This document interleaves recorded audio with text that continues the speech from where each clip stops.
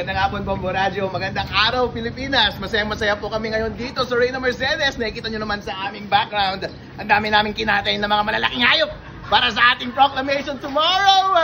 Imbitado lahat, mga taga Reyna Mercedes, taga Isabela, at mga tao sa buong Pilipinas at sa buong mundo. Kung makakadaan kayo dito sa aming bahay, daan kayo, kain po tayo, magbati po tayo sa isa't isa, magbeso-beso, magyakapan po tayo para sa ikauunlad ng ating bayan. Yes, Atty. Ito may pahayag na din ang mayor-elect ng bayan ng Reyna Mercedes na siya ay handa na makipag-work with you para ang kahilingan niya lang sana ito is maayos at hindi magulo. In reaction to that, Atty. Yes, of course! Magtatrabaho po tayo ng maayos sa isa't isa. Yun naman po ang default. Kapag nilagay ka sa pwesto, ayusin mo yung trabaho mo ng tama. Hindi po tayo magkakagulo kapag walang kamali ang ginagawa. Pero kapag may maling ginawa, patay kayo kay Atty. Harold Respiso. Ilalabas natin yan!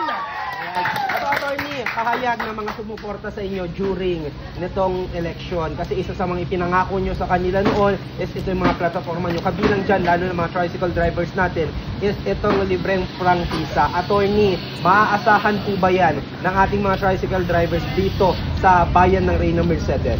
Lahat po ng ipinangako ni Atty. Harold Respiso nung kumpanya, makakaasa po kayo na itutulak ko po yan sa konseho. Ibibring up ko po yan bilang agenda at pagbobotohan ng lahat ng councilors dito sa ating bayan. At kapag naipasa po yan sa ating legislative process, makakaasa kami na si Mayor, sabi nga niya, may kipag-cooperate siya, ipapatupad yan ni Mayor, yehey! Kaya ating impluensyahan ng ating mga councilor, sabihan natin sila, Sir, iboto nyo naman ng maayos yung ginusto ng mga kababayan natin dito sa Reyna Mercedes para magawa natin ng maayos ang serbisyo sa ating bayan.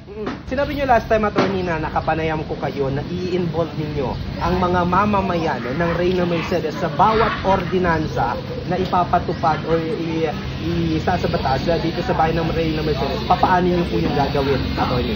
Araw-araw po, merong session dyan sa munisipyo. Meron po kaming agenda araw-araw. Mga kababayan dito sa Reyna Mercedes, kapag meron kayong gustong gawin sa ating bayan, ilapit nyo lang kay Atty. Harold Respiso at ipupush natin yan as agenda. Tatalakayin natin yan sa ating konseho at sana mapagbobotohan natin ng maayos. At kapag nadala po yan ng ating mga konsehal, makaasa po kayo. Sabi ni Mayor Malu Saguban, gagawin daw niya dahil siya ang executive officer ng ating bayan. Atty. Sa tingin po ninyo kasi una sa lahat, prangkahan lang, hindi nyo kaalyado ang mga nanalo sa hanay ng ating mga sangguniang bayan. And then, napakahalaga nila sa mga ipropropose mo ninyo na mga ordinansa. Sa tingin po ninyo, hindi naman magkakaroon ng kumbaga negative effect since hindi nyo sila kapartido sa mga maiisip po ninyo at mga ipapatupad ng mga ordinansa, Atty. Kapag nakaupo ka na sa pesto, wala na yung mga alya-alyado na yan. Ang tanging kaalyado lang dapat ay ang taong bayan. Kung ano ang gusto ng mamamayan ng Reyna Mercedes, yun dapat ang dalhin ng ating mga konsehal at yun dapat ang ipatupad sa ating bayan. Yes, Atty. Ano ilo-look forward sa inyo ng mga taga Reyna Mercedes? Mga taga Reyna Mercedes, makakaasa po kayo na lahat ng sinabi ni Atty. Harold Respiso ay gagawin niya ng maayos. Hindi tayo atras. Nagsimula na po tayo sa ating tungkulin. Kausapin niyo po si Atty. Harold Respiso, bukas po ang aking tenga para sa inyo. Lahat po ng ninanais ninyo, dadalhin natin sa harap ng ating mga konsehal, sa harap ng ating mayor. Lahat po, sana ito ay suportahan nila para magbago naman ang ating bayan para sa ikauunlad ng bawat mamamayan ng Reyna Mercedes. Attorney, since na iproproklama na kayo ng COMELEC at may ginawa na ang COMELEC sa inyo ngayon, titigil na ba ang hanay ninyo? Kasi yan po yung talagang naging kumbaga source din kung bakit nagkaroon po ng halt doon sa proklamasyon ho ninyo bilang Vice Mayor ng bayan ng Reyna Mercedes. Titigil na po ba kayo ngayon sa mga kumbaga pagturigsa dito sa atin ng COMELEC? Hindi titigil si Atty. Harold Respiso hanggat may mali sa ating gobyerno. Patuloy tayong magsasalita. Patuloy nating ipupunto lahat itong mga bagay-bagay na ito para mailapit natin sa taong bayan at sila ang huhusga kung ano ang tama at mali. At para kapag mapahiya ang mga tao sa gobyerno na gumagawa ng kamalian, itatama nila ang lahat ng tiwali sa ating bayan. Okay. Mayor, 3 years is napakabilis lang. Ano yung ina-expect ng mga tao sa'yo sa mga susunod na taon? Ang ina-expect ng mga taga Reyna Mercedes mula kay Atty. Harold Respiso ay gagawin ko ang aking tungkulin ng maayos at ayon sa aking ipinangako. Bantayan niyo po ako. Sana po hindi ako magloko dahil hindi ko po gagawin yan. Lahat po kayo ay makakausap ko, lahat po kayo ay makakalapit sa akin, lahat po kayo ay maririnig ang boses at ang lahat ng inyong ninanais ay ating isasalang doon sa munisipyo. Kahit hindi natin sila kakampi sa partido, sana po sundin nila dahil i-expose natin yan sa public at kapag ang public ay nanonood na, medyo magbe-behave ang ating mga opisyales sa gobyerno. Mayor, sabi nyo kanina sa hindi kayo magloloko. Ngayon, Mayor, hindi natin alam ang ilalabas ng araw ng bukas. Pero kung sakasakali, Mayor, na nagloko kayo, anong may papangako nyo naman?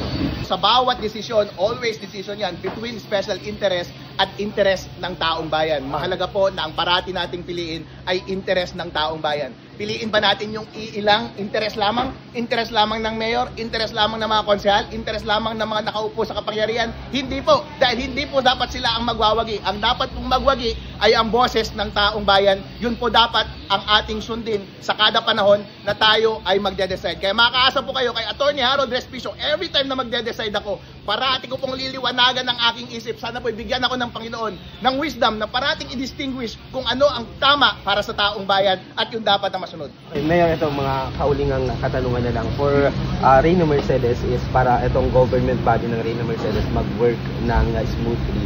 Kailangan ng, kumbaga, may harmony between the legislative and the executive. Are you willing to work with the executive in a harmony, Attorney? Kapag ang bagay-bagay po ay ginagawa ng tama, harmonious po lahat. Wala pong harmony kapag ang isang tao sa isang trabaho ay hindi gumagawa ng tama. Kaya kapag lahat po tayo ay gumawa ng tama, sinunod natin ang proseso, pinakinggan natin ang taong bayan, isinalang natin sa konseho at yung konseho sinunod nila ang boses ng taong bayan, yun po dapat ang masunod. Kapag hindi po nila masunod ang gusto ng taong bayan, syempre po, maririnig ang boses ng taong bayan, medyo yung harmony na yon medyo magkakaroon ng konting kink. Alright. Attorney, maraming salamat po at magandang hapon. Maraming salamat, Bombo Radio, at thank you so much sa bayan ng Reyna Mercedes. Bukas po ay proclamation ko na. Welcome po kayo pumunta sa proclamation Thursday, tomorrow 9 AM sa bagong munisipyo ng Reyna Mercedes. At after that, maglalakad lang tayo ng konti dito sa aming bahay. Meron po tayong handaang malaki dito. Pwede po kayong dumaan buong maghapon hanggang gabi. May pakain po, kamayan nyo po kami. Pati po si Governor Rodito Aldaano, Congressman na Ed Christopher Go, Mayor Malu, Francis, at mga barangay officials dito sa bayan ng Reyna Mercedes, at kahit na sinong opisyalis ng gobyerno at mamamayan dito sa bansang Pilipinas. Pwede po kayong dumaan dito para po ito sa maayos na pumumuno sa ating bayan at sa ating bansa. Maraming salamat. Thank you so much, Mambo Radio.